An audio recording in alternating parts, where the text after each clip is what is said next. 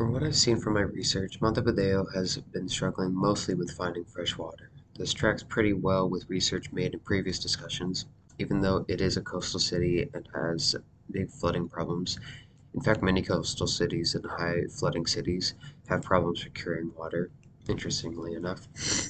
For Montevideo specifically, two of their major reservoirs have been running dry in recent years.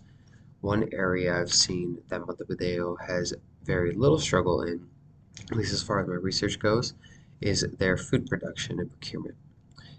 Even though we had previously covered in a discussion uh, that urban expansionism was slowly covering rural crop areas, the Uruguay croplands are apparently still vast enough to supply a proper amount of sustenance for a good portion of Montevideo and the surrounding area.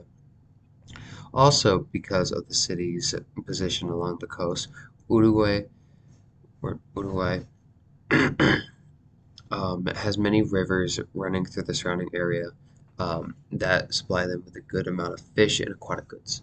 However, like the food industry in many other areas of the world, like the US especially, their major exports of beef, soy, and rice produce a large amount of emissions.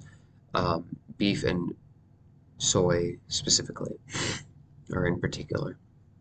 Perhaps the food industry could find better alternatives like chicken instead of beef, and better ways to implement their farming and distribution.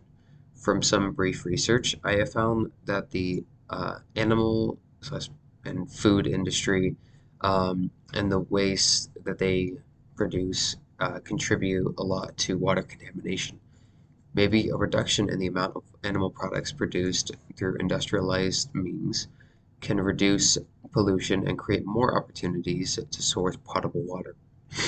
Facilities along the water, especially moving water like rivers and streams, with good filtration systems and hydraulic systems could contribute to access to clean water and power as well.